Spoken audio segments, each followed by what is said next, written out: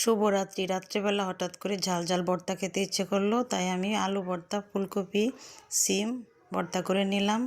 আমি সিম ফুলকপি সিদ্ধ করে নিয়েছি, আলু সিদ্ধ করে নিয়েছি, শুকনো মরিচগুলো ভেজে নিয়েছি, পেঁয়াজ কুচি করে কেটে নিয়েছি। এখন চুলায় একটা ফ্রাই প্যান বসিয়ে একটু সরিষার তেল দিয়ে ফুলকপি আর সিমটাকে একটু ভেজে নিচ্ছে। এতে করে ফুলকপির গায়ে যে পানি থাকে সেই পানিটা শুকিয়ে আসবে এবং ভর্তাটাও খেতে ভালো লাগবে, তাই একটু ভেজে নিচ্ছি। ভাজা হয়ে গেছে, আমি তো চুলা থেকে নামিয়ে নিচ্ছি। আলুগুলি ম্যাশ করে নিচ্ছি। এই তো আমার আলু ম্যাশ করা হয়ে গিয়েছে। এখন শুকনো মরিচ আর পেঁয়াজগুলি ভর্তা করে নিচ্ছি। লবণ দিয়ে শুকনো মরিচটা ভালো করে ম্যাশ করে নিয়েছি। এখন পেঁয়াজের সাথে শুকনো মরিচগুলো ভালো করে মিশিয়ে দিচ্ছি।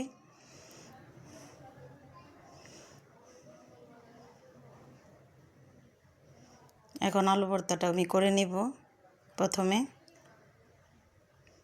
আপনারা চাইলে এখানে ধনিয়া পাতা ইউজ করতে পারবেন, আমার কাছে ধনিয়া পাতা ছিল না, তাই আমি স্কিপ করেছি। সরিষার তেল দিয়ে আলু ভর্তাটা করে নিলাম।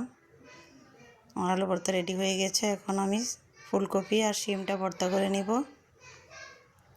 ম্যাশ করে নিয়েছি ফুলকপি আর শিম। এখন আমি শুকনো মরিচের ভর্তাটা দিয়ে ফুলকপি আর শিমটাকে ভর্তা করে নিচ্ছি। এই ভর্তাটা খেতে খুবই ভালো লাগে, আপনারা বাসায় ট্রাই করবেন। আর যে কোনো ঝাল ঝাল ভর্তা তো অবশ্যই খুব ভালো লাগে। যে শুকনো মরিচের ভর্তাটা ছিল সেটাকে একটু সরিষার তেল দিয়ে রেখে দিলাম এভাবে। এই যে আমার সবগুলো ভর্তা রেডি হয়ে গিয়েছে। ভালো থাকবেন, সুস্থ থাকবেন, আল্লাহ হাফেজ।